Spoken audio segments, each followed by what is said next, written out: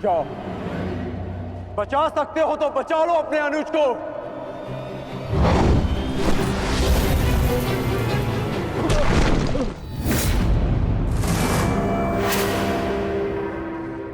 जाओ दुर्योधन, दौड़ाओ अपना रथ और बचा लो दुशासन के प्राण। कर चलो।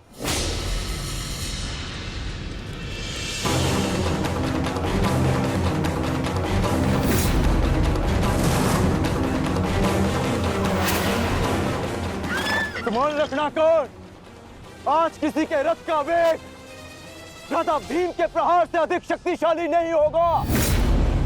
आज पांचाली के अपमान का प्रतिकार लेने से कोई नहीं रोक सकता भ्राता भीम को।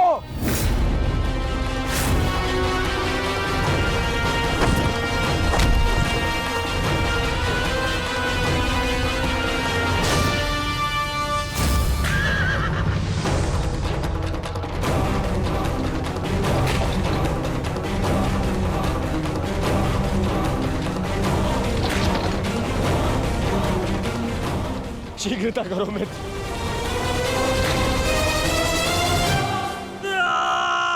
चीखो दुशासन, चीखो, इतना चीखो कि अंधायुग तुम्हें सुन तो सके कि जिन्हें द्रौपदी का क्रंदन दिखाई ना दिया उन्हें तेरा ये रुदन सुनाई तो दे।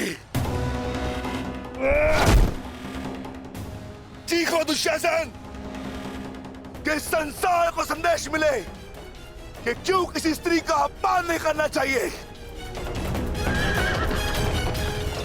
एक नारी के टूटे हुए दर्प के टुकड़े जब छाती में चुभते हैं तो कैसा लगता है? गति बढ़ाओ मित्र, मेरा अनुज संकट में है।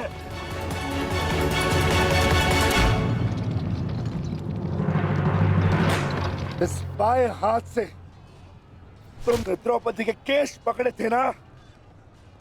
स्मरण है ना नीच?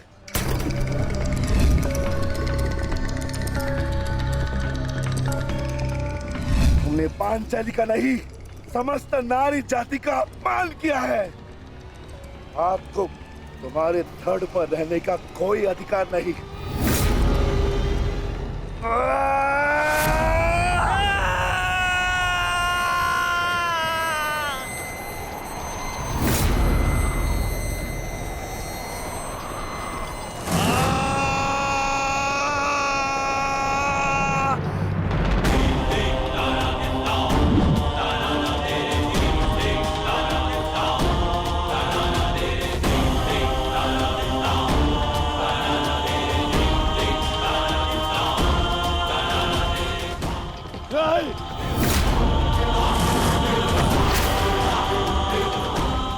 इसी दाएं हाथ से तुमने द्रौपदी का चीर पकड़कर खींचा था ना?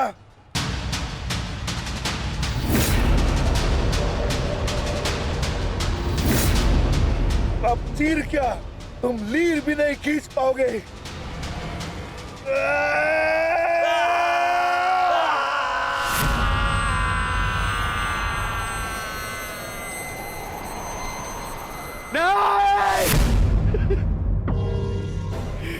बस करो संजय, बस करो, मुझे कुछ और नहीं सुनना।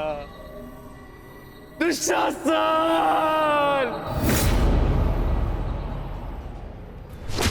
इसी छाती को पीट पीट कर तुमने पुरुषार्थ का ढोल पीटा था ना? अपने पुरुष होने का दम भरा था ना? अब मैं पीटता हूं तुम्हारी छाती।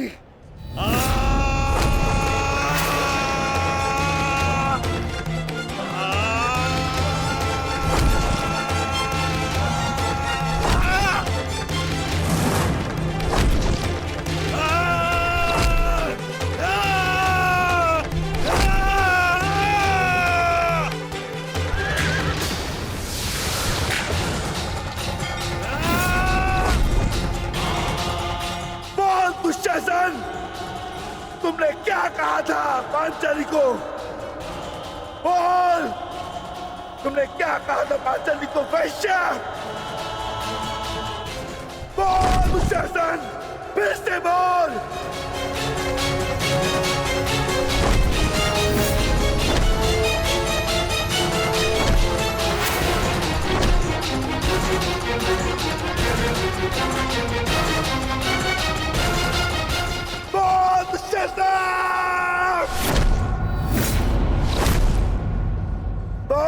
दुशासन बोल।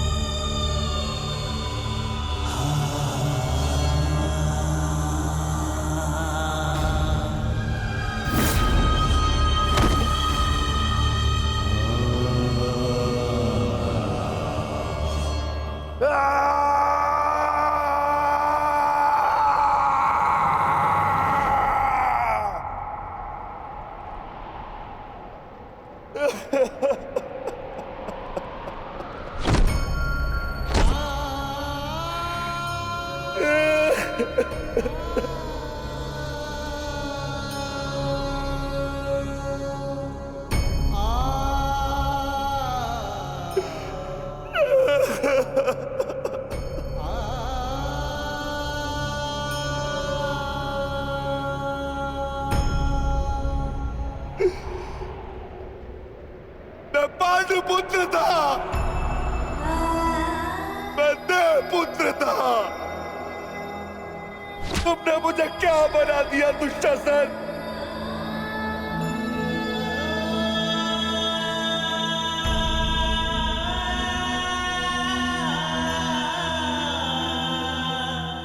तुमने मुझे पशु बना दिया, तुमने मुझे एक राक्षस बना दिया।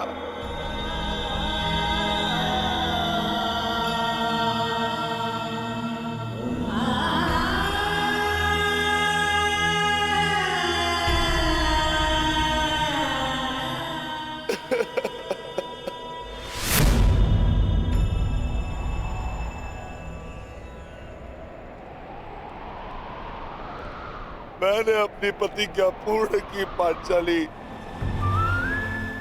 परंतु मेरे प्रश्न का उत्तर पूर्ण नहीं हुआ। क्यों मुझे ऐसे युग में जन्म लेना पड़ा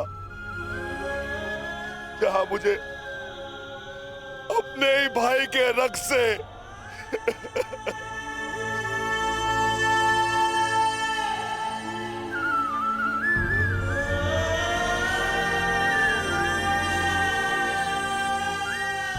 ऐसा क्यों हुआ पांचाली? ऐसा क्यों हुआ?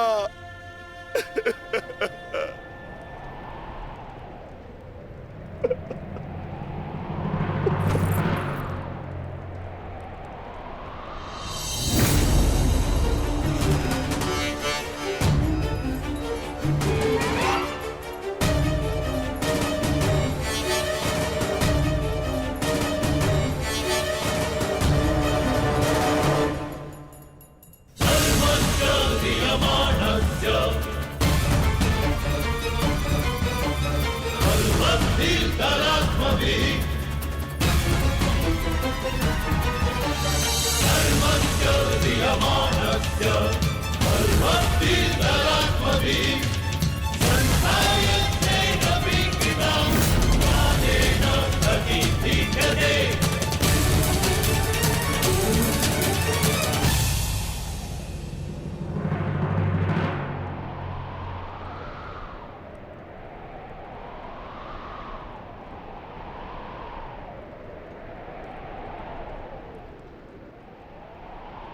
देख रहे हो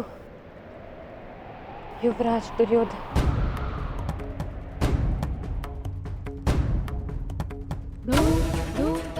देख रहे हो अंगराज कर्ण, ये लहू, ये रक्त, ये 5 गांव ना देने का मूल्य नहीं।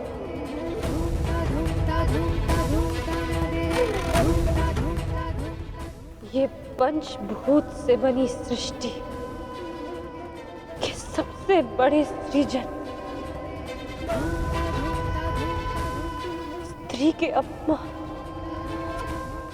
उसे यातना देने का मूल्य।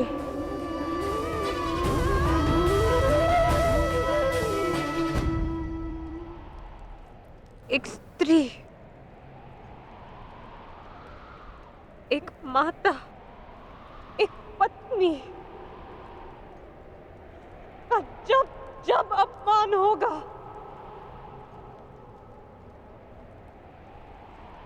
तब तब ऐसा दृश्य दोहराया जाएगा।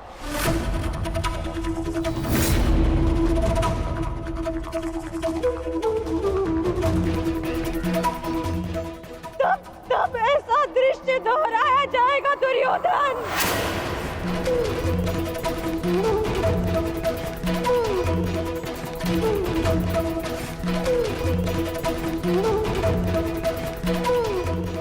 एक स्त्री को अश्रुओं से स्नान कराने का मूल्य रक्त स्नान से चुकाया जाएगा। आज मेरी पीड़ा कम नहीं हुई है, और बढ़ गई है।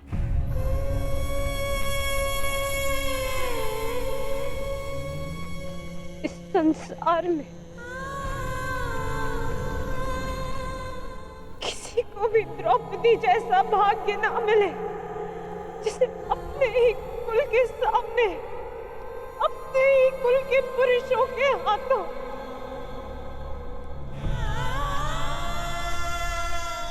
अपमान सहना पड़ा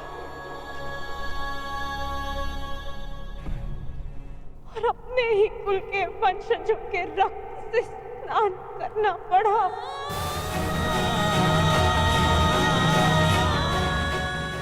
हे ईश्वर,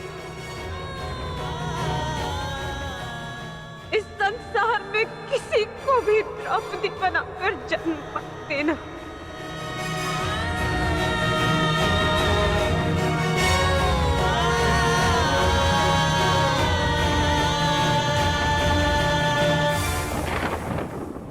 आपके लिए अपने प्राण देकर प्रसन्नता होगी मुझे, क्योंकि मेरे माता पिता ने आज तक मेरा मुख नहीं देखा, और मेरे लिए आप ही मेरे पिता और आप ही मेरी माता हैं। मेरा भाई, मेरा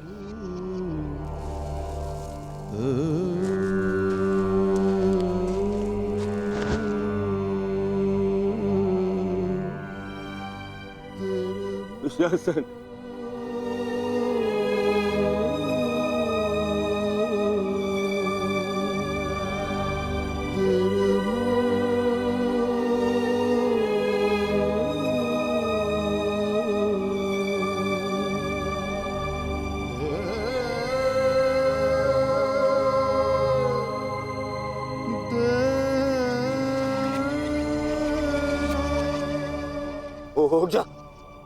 उठ जा, देख, युद्ध समाप्त हो गया है।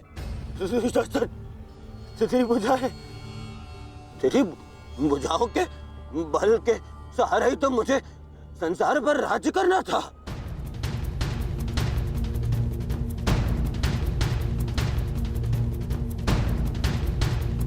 हे दुशासन, मेरा अनुज नहीं, तेरी आंखें का तू अनुज, मुझे यूं अंधकार में छोड़कर मत जान अनुज। मैं हमारे पिता के भांति अंधा हो जाऊंगा, अंधा हो जाऊंगा। चलो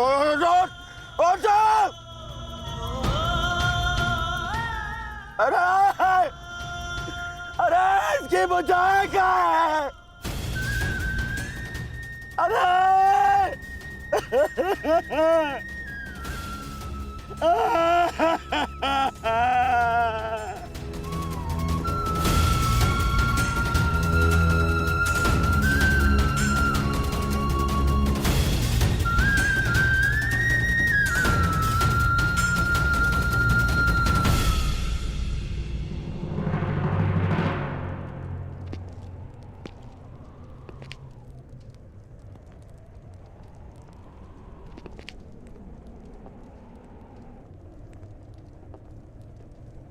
कदाचित तुमने अपने अनुज दुशासन की भुजाओं के बल से ये संसार जीतना चाहा होता दुर्योधन। नारायणं नमस्कृत्य नरं चैव तो आज सारा संसार तुम्हारा दास होता, किंतु नहीं, तुमने इसकी भुजाओं के बल से एक स्त्री का वस्त्र हरण करना चाहा दुर्योधन। कदाचित तुमने इसकी दुर्जयता के बल से तीनों लोकों पर शासन करना चाहा होता दुर्योधन, तो आज तुम्हें वो भी मिल जाता। परंतु नहीं, तुमने ऐसा नहीं किया दुर्योधन। तुमने अपने अनुज दुशासन के मन में कुटिलता और कुचक्र का षड्यंत्र रच दिया। कदाचित तुमने अपने नेत्रों को उचित मार्ग दिखाया होता दुर्योधन, परंतु तुमने अपनी उन आंखों से महाविनाश का स्वप्न देखा।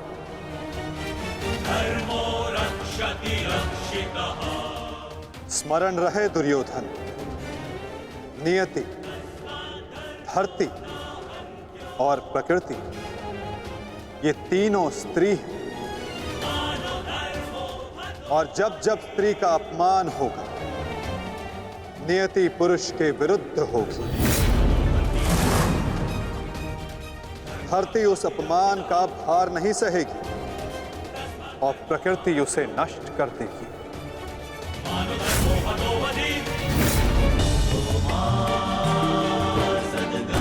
क्या तुम्हारे अनुजों में, क्या तुम में पुरुषार्थ कम था जो द्यूत खेलने की आवश्यकता पड़ी?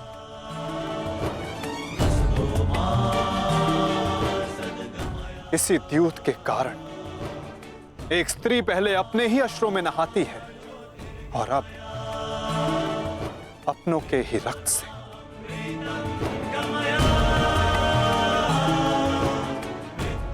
क्यों किया तुमने ये लालच दुर्योधन? क्यों रचा ये कुचक्र? इसी द्यूत, इसी कुचक्र, इसी लालच के कारण रचता है ये युद्ध, ये महाविनाश, ये महाभारत।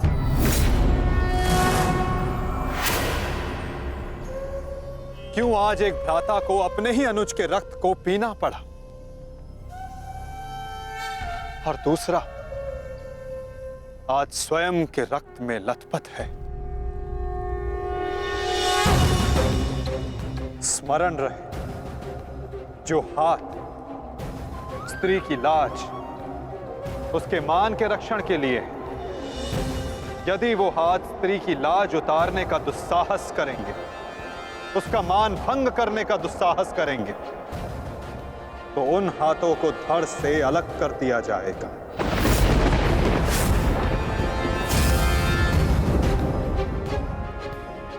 जो वस्त्र हरण करेंगे, उनका प्राण हरण होगा। जब जब किसी की आंखें अनुचित होता देखना स्वीकार करेंगी, तब तब उन आंखों को बंद होना होगा।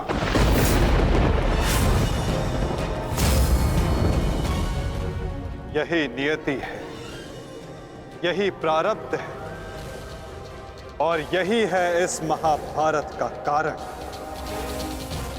और निवारक।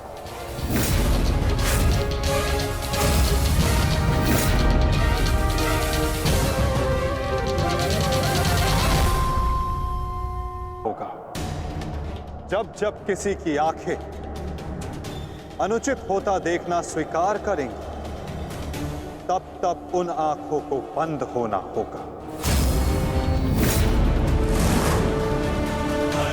यही नियति है, यही प्रारब्ध है और यही है इस महाभारत का कारण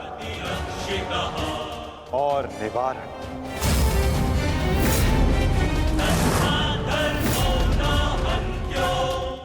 अधर्म की ओर धर्म के बढ़ते बाणों को रोकने का प्रयास करने वालों को बाणों की शैया पर विश्राम करना होगा।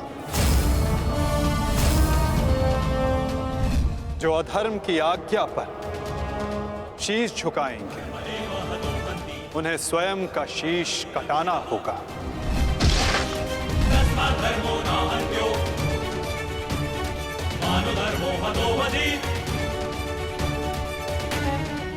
अधर्म को ना किसी का कवच बचा सकता है, ना ही किसी के बाण। ऐसा कोई रथ नहीं जिस पर अधर्म चढ़कर अपने लक्ष्य तक पहुंच सके। ग्रास लेगी ये धरा उस अधर्मी को भी और अनचाहे उसका साथ देने वाले के रथ को भी। जो एक झूठे वचन के लिए सत्य के चक्र के समक्ष आकर खड़ा होगा, उसे स्वयं सत्य के चक्र के साथ धंसना होगा।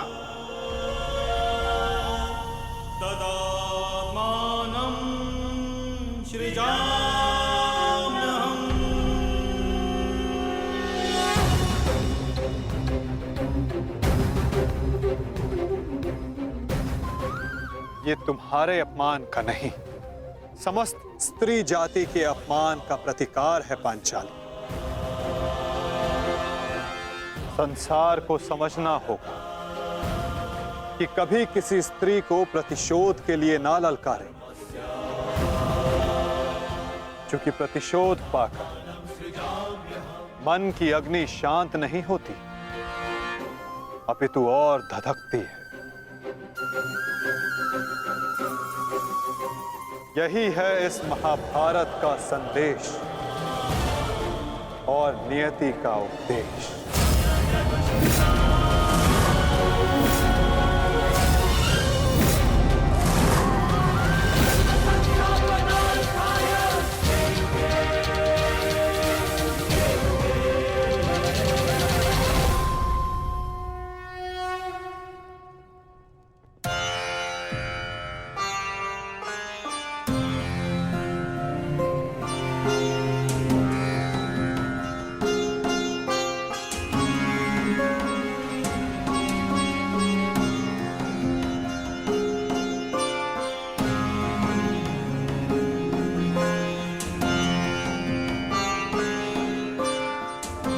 अपने आप को संभालो मित्र, एक योद्धा को रोकर विदा नहीं करते।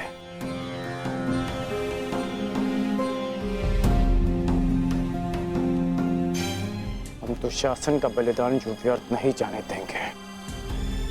आगे बढ़ो मित्र, अपने अनुज की अंतिम विधियां पूर्ण करो।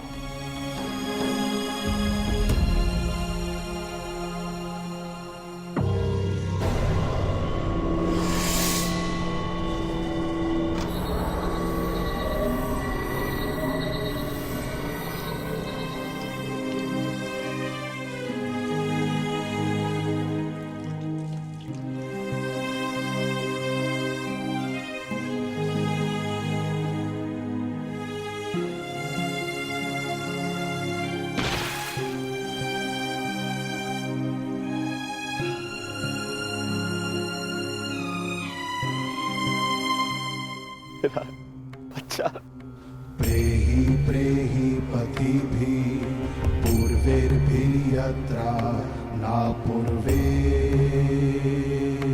पितरपर्युः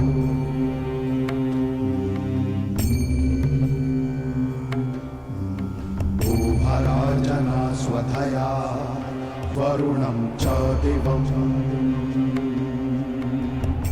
पुत्र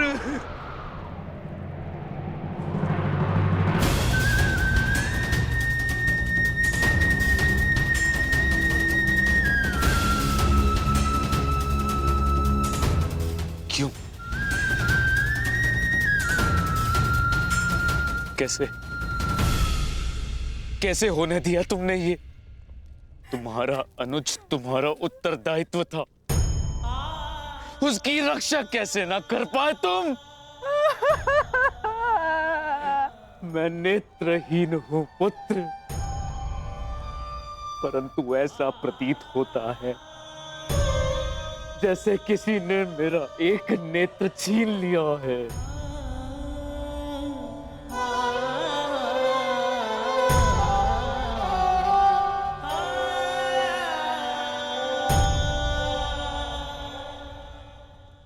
कहते हैं सर्वनाश उत्पन्न होने पर जो उसे आधा बचा ले पुत्र, वो ज्ञानी होता है पुत्र। मैं अपने 99 पुत्रों को तो खो चुकी हूँ, परंतु मैं अपना अंतिम पुत्र नहीं खोना चाहती, नहीं खोना चाहती।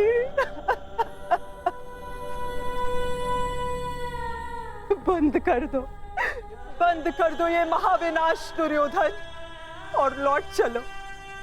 किसी को तो रहने दो जो हमारा पिंड दान कर सके।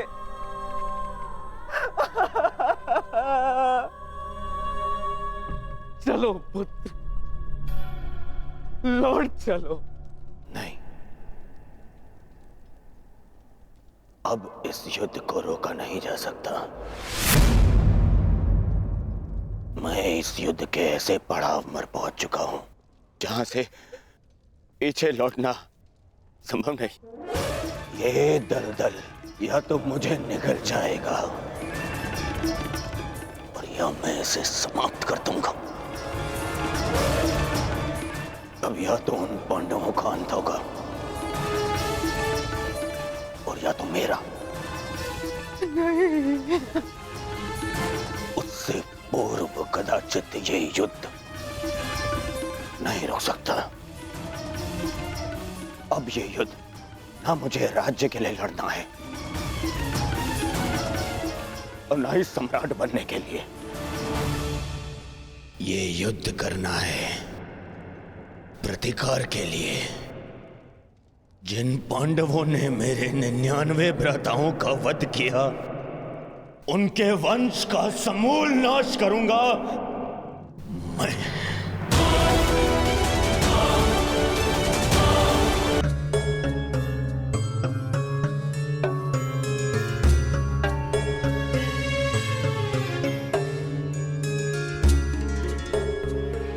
किस चिंतन में डूबे हो युधिष्ठिर?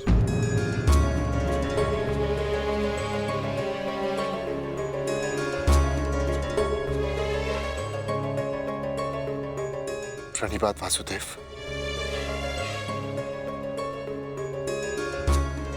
तुमने मेरे प्रश्न का उत्तर नहीं दिया युधिष्ठिर। हाँ वासुदेव, मेरा मन अशांत है। बुद्धि पर जैसे भ्रम की धूल से जमी है। समझ में नहीं आ रहा है वासुदेव कि इस महायुद्ध से हमें क्या प्राप्त होगा। आश्चर्य, धर्मराज के मन में ऐसा असमंजस। वासुदेव, मैं आपसे निवेदन करता हूं कि मुझे धर्मराज कह के मत पुकारिए। इस धर्म युद्ध में बिखरे अधर्म की छींटें मुझ पर भी पड़ी हैं। मैं धर्मराज कहलाने योग्य नहीं हूं वासुदेव। युद्ध में शरीर और सेना के बल से अधिक महत्वपूर्ण आत्मबल होता है युधिष्ठिर। और इस प्रकार युद्ध के मध्य में सम्राट का मन दुर्बल पड़ जाए, ये उचित नहीं है। तुम ये मत भूलो युधिष्ठिर कि ये महायुद्ध केवल तुम्हारा नहीं है, ये संपूर्ण भारतवर्ष की उस प्रजा का भी है जो न्याय चाहती है, जो अधर्म से मुक्ति चाहती है, जो तुम्हें हस्तिनापुर का योग्य उत्तराधिकारी मानते हैं। जो तुम में भारत का योग्य सम्राट देखते हैं, इस युद्ध में तुम्हें सम्राट बनते देखने के लिए अनगिनत सैनिकों ने अपनी आंखें बंद कर ली युधिष्ठिर। और आज भी अनगिनत सैनिक सज्ज हैं अपना बलिदान देने के लिए। एक सम्राट का कर्तव्य है कि वो अपनी सेना, अपनी प्रजा का मार्गदर्शन करे, ना कि स्वयं दुविधा में फंस जाए।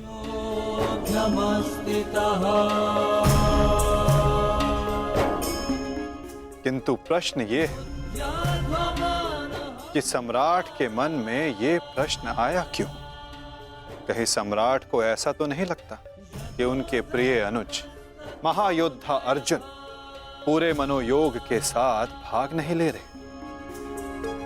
कदाचित इसीलिए अंगराज अब तक युद्ध क्षेत्र में है। अंगराज का वध केवल अर्जुन के हाथों संभव है। यदि युद्ध भूमि में अर्जुन अंगराज का वध कर देते हैं तो अवश्य ये संभव है युधिष्ठिर।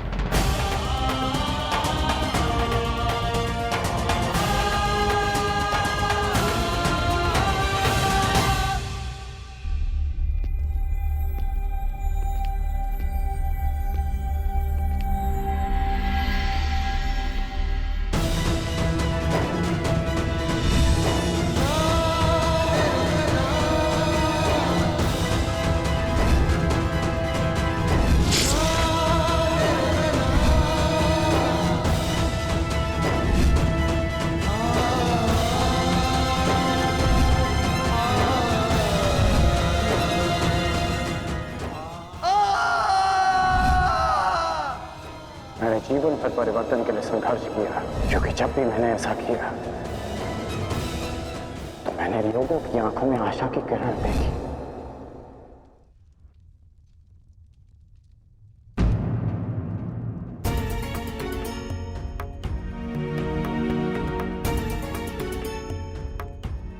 जिस परिवर्तन के लिए तुम लड़ रहे हो उसके लिए सबसे पूर्व तुम्हें सशक्त होना होगा कर्ण। कुछ समझ नहीं पा रहा हूं वृषाली। लगभग अपने सारे प्रिय खो चुका हूं। हमारी अगली पीढ़ी जिसके लिए मैंने परिवर्तन का स्वप्न देखा था वो तो बची ही नहीं। फिर इस परिवर्तन का क्या लाभ?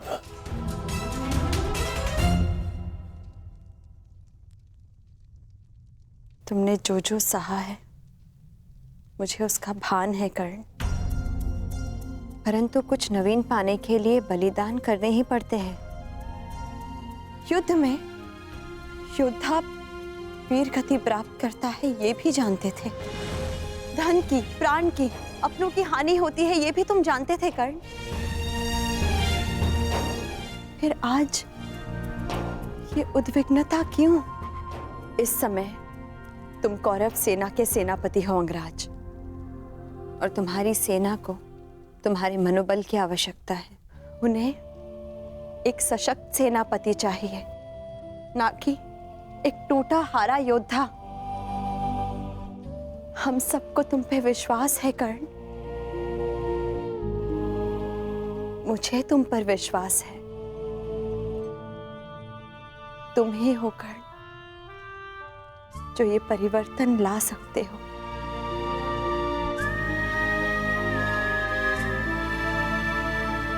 मैंने तुम्हें कितने कष्ट दिए हैं,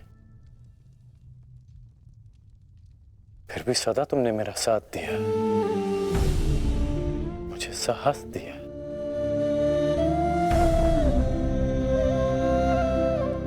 मैंने सदैव परिवर्तन चाहा है, उसमें विश्वास रखा है, पर आज स्वयं को संभाल नहीं पा रहा हूं मैं।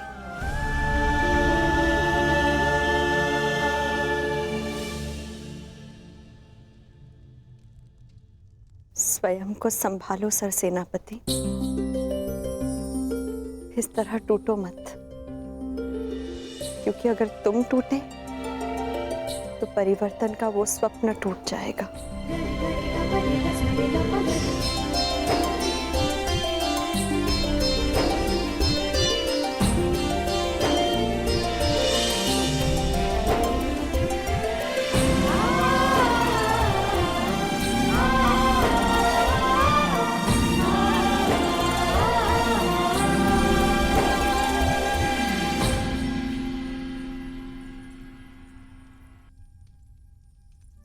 जी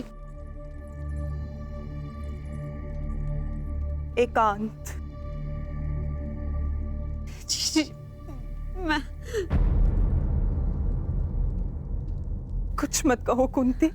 समय ने मुझे उस मोड़ पर लाकर खड़ा कर दिया है जिस मोड़ पर ना तो मेरे पास कुछ कहने के लिए है और ना ही सुनने के लिए। तुम्हें स्मरण है तुम्हें वो समय कुंती जब हमारे हस्तिनापुर में हर्ष, खुशी, उल्लास और आनंद होता था। मुझे दंभ होता था कि मेरे कक्ष में 100 और तुम्हारे कक्ष में 5 दीपक हैं।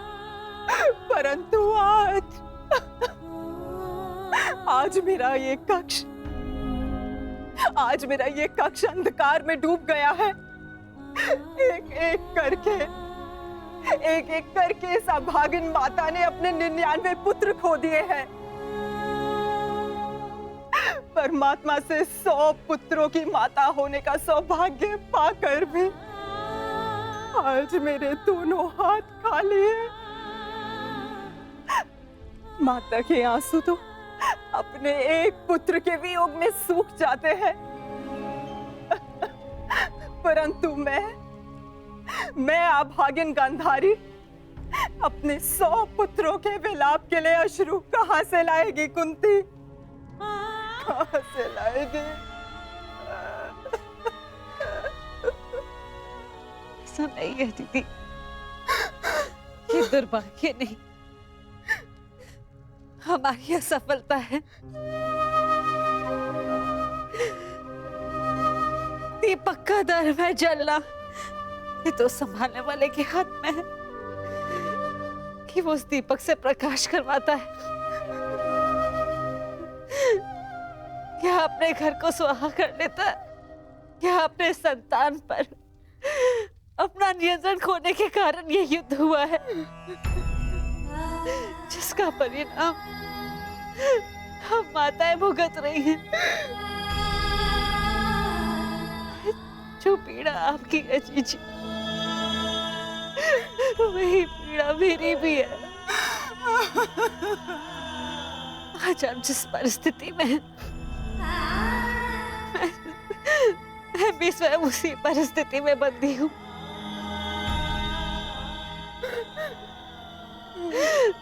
भाइयों को लड़ते देख कौन सी माता प्रश्न हो।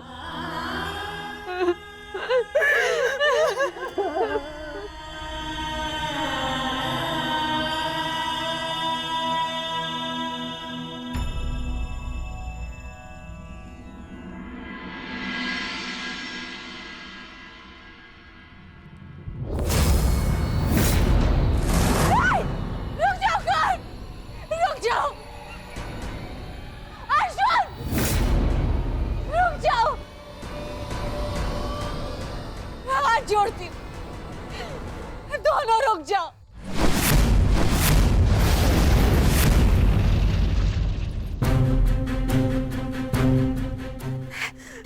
ऐसा नहीं होने दूंगी।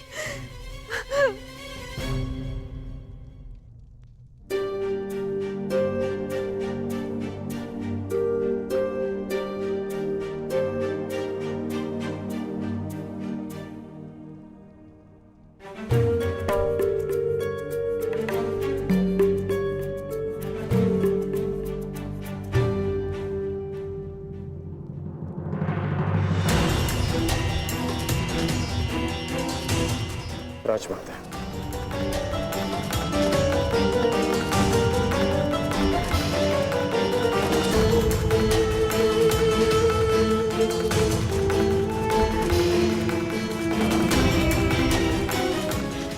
बात राजमाता? ऐसा क्या हो गया कि आपको इस समय यहाँ आना पड़ा? कुछ शुभ शब्दों ने मेरे मन को व्याकुल कर दिया है। मैं समझ सकता हूँ। जिस माता के सारे पुत्र युद्ध पर हों, उस माता का मन व्याकुल होना स्वाभाविक है। बात ये नहीं है, मैंने दुस्वप्न देखा है। कैसा दुस्वप्न? तुम बांध चढ़ा आगे जा रहे हो, अर्जुन भी सजा है और दोनों ने बांध संधान कर दिया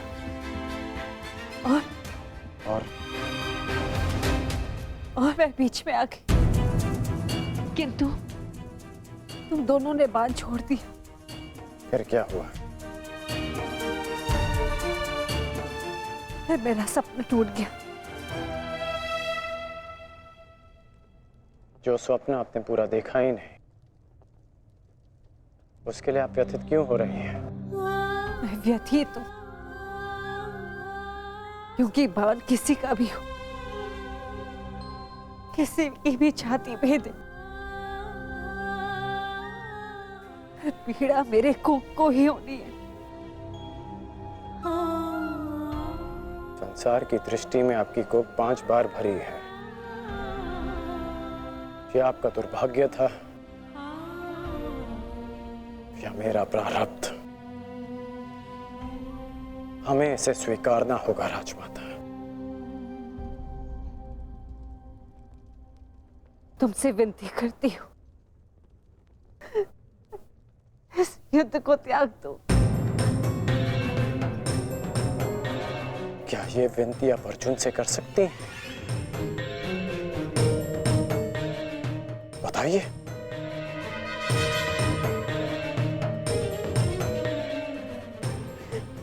विवश हूं। परंतु हम विवश नहीं हैं पुत्र।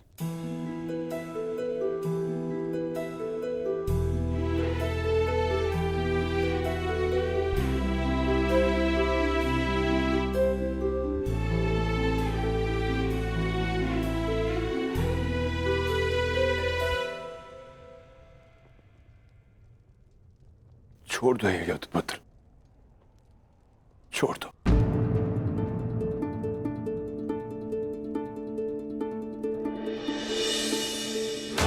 पिताश्री, आपके पिता के आदेश के साथ साथ हमारा आदेश भी सम्मिलित है पुत्र। छोड़ दो ये युद्ध पुत्र। ये युद्ध परिवर्तन के लिए नहीं, विनाश के लिए।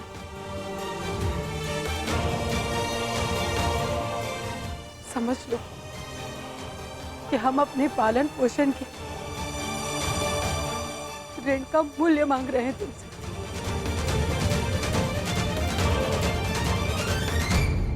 लौट चलो पुत्र, लौट चलो।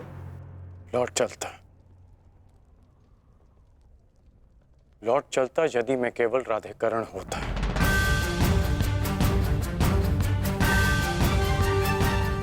अब मैं कौरव सेना का सर सेनापति हूं पिताश्री। मैं नहीं लौट सकता।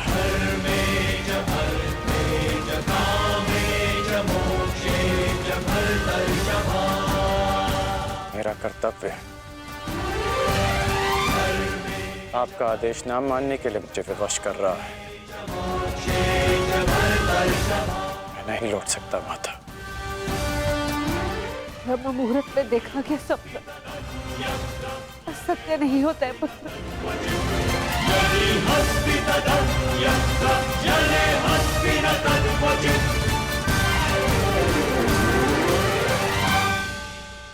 आपका स्वप्न टूटा है राजमाता,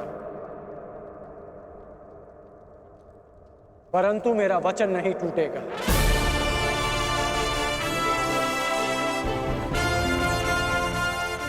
सूर्योदय होने को है।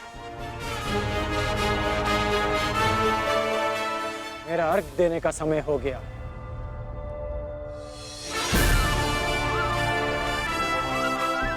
आज्ञा दीजिए। प्रणिपात।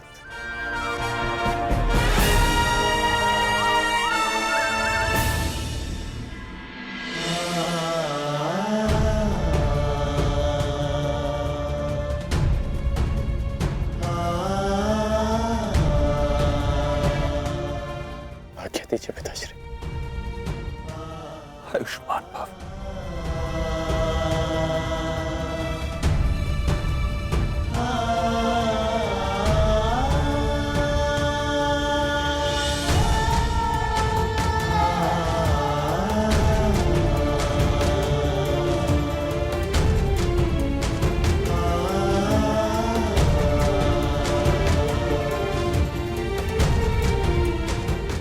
अश्रु नहीं माता, चलता।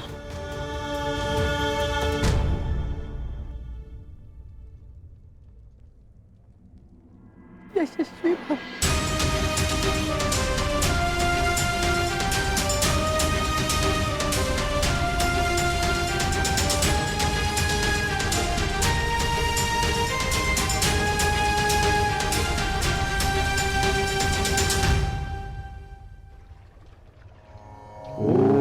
सूर्याय नमः। ॐ भानवे नमः। ॐ खगाय नमः। ॐ श्री सवित्रे सूर्यनारायणाय नमः।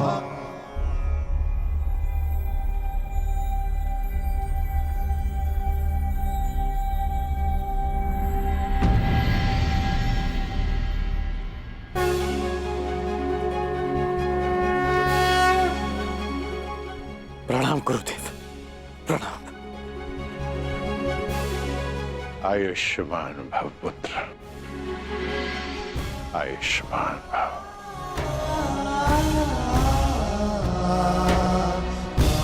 गुरुदेव आप यहाँ? मैं तुम्हें कुछ स्मरण कराने आया हूँ राधे।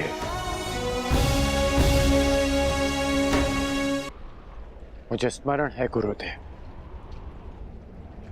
ये अर्घ्य देते समय मुझसे कोई कुछ भी मांगे उसे मैं पूर्ण करूंगा, और ये मेरा सौभाग्य होगा यदि मेरे गुरु मुझसे कुछ मांगे। आदेश दीजिए गुरुदेव। मैं तुमसे कुछ मांगने नहीं आया हूं पुत्र, तुम्हें कुछ और स्मरण कराने आया हूं। क्या गुरुदेव? जब तुम मेरे पास दीक्षा के लिए आए थे तो मैंने तुम्हें ब्रह्मास्त्र, ब्रह्मशिरास्त्र और ब्रह्मांड अस्त्र देकर भी उसे तुम्हारे लिए निष्क्रिय कर दिया था। स्मरण है मुझे। मैंने तब भी कहा था और आज भी कह रहा हूं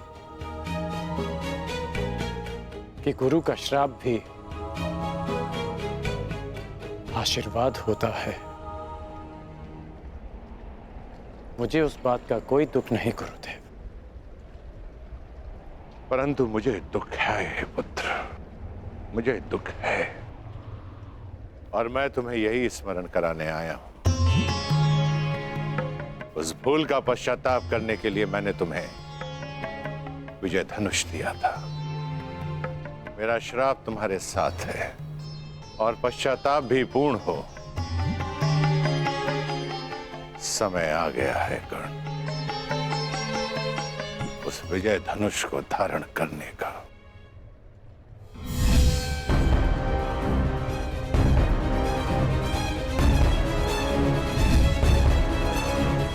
विजय धनुष का आवाहन करो और विजय धनुष को धारण करो। जब तक वो विजय धनुष तुम्हारे हाथों में रहे,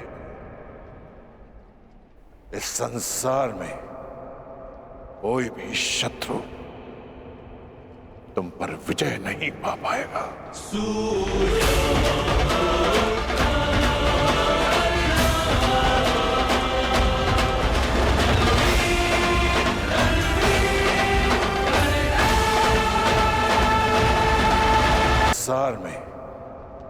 कोई भी शत्रु तुम पर विजय नहीं पा पाएगा। मुझे अनुमान है कि क्यों आप मुझे आज विजय धनुष का स्मरण कराने आए हैं।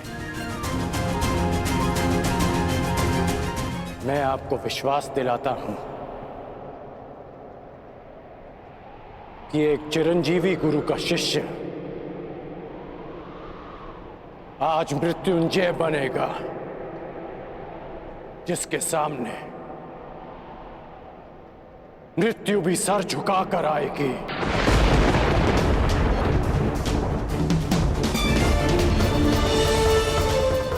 ये आपके शिष्य का आपको वचन है गुरुदेव।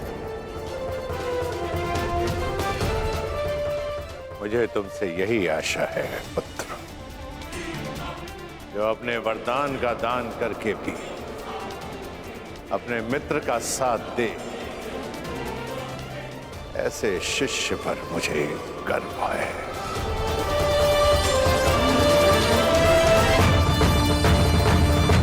परशुराम को कोई इसलिए स्मरण करे या ना करे कि उसने धरा को 21 बार क्षत्रिय विहीन कर दिया था, परंतु संसार परशुराम को इसलिए स्मरण अवश्य करेगा कि उसके शिष्य गण ने अपने वचन को निभाने के लिए अपने आप को कवचहीन कर दिया। मैं कृतार्थ हुआ कर्ण, कृतार्थ। दिव्य दृष्टि से बाण शक्ति से जीते ये सारा रण, शांत चित्त धरे आत्मबल भरे जीते हर बाधा गढ़।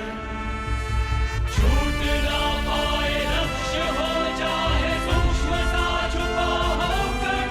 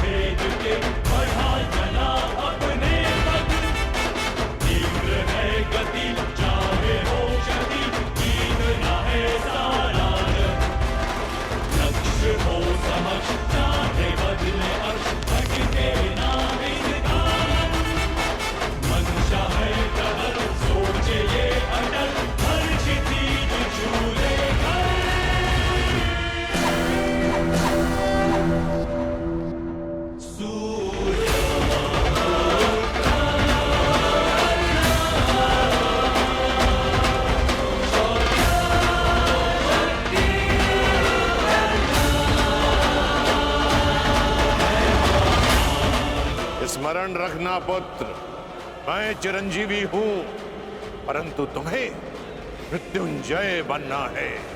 मृत्युंजय।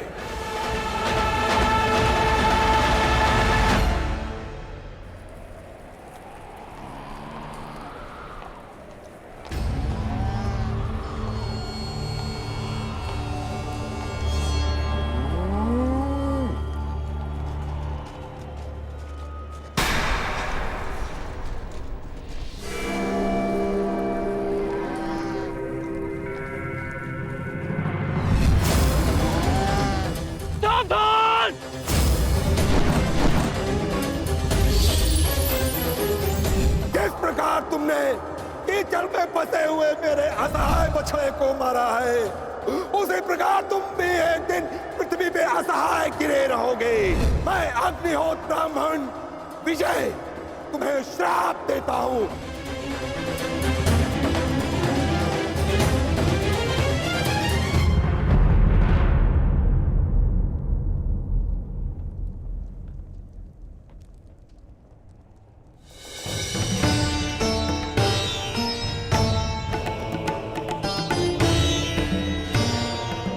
प्रणिपात माधव।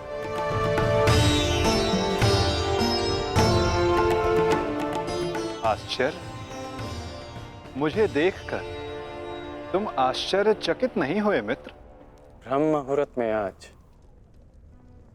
जन्मदात्री मेरे पास आई। तर्पण के समय गुरुदेव आए और अभी उस श्राप का स्मरण हुआ। विश्वास हो गया माता कि आज का दिवस विशेष है और भान था कि ऐसे में माधव मुझसे अवश्य मिलने आएंगे और आप आ गए। यदि तुम्हें मेरे आने का भान था तो तुम्हें मेरे आने का कारण भी भान होगा राधे। कारण और निवारण आपसे श्रेष्ठ कौन जान सकता है माधव। मेरा लक्ष्य परिवर्तन है और मेरा मार्ग है पराक्रम। हर पराक्रम का परिणाम परिवर्तन नहीं होता कौन्तेय। यदि परिणाम परिवर्तन होता तो आज मैं तुम्हारा सारथी होता मित्र। जीवन बड़ा जटिल है माधव। कभी कभी मनुष्य लक्ष्य नहीं चुनता, लक्ष्य और मार्ग उसे चुन लेते हैं। मुझे भी प्रारब्ध ने अपना योद्धा चुना है। परंतु प्रारब्ध योद्धा नहीं बनाता मित्र, योद्धा प्रारब्ध बनता है। यदि तुम चाहो तो अब भी भारतवर्ष का प्रारब्ध बदल सकते हो मित्र। सारथी प्रस्तुत है।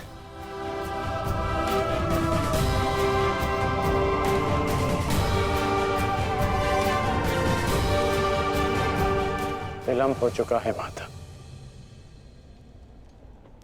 ये सारथी अपना रथी चुन चुका है और ये रथी अपना मार्ग। मित्र, कुछ मार्ग नए प्रारंभ पर नहीं, एक अंत पर ले जाते हैं।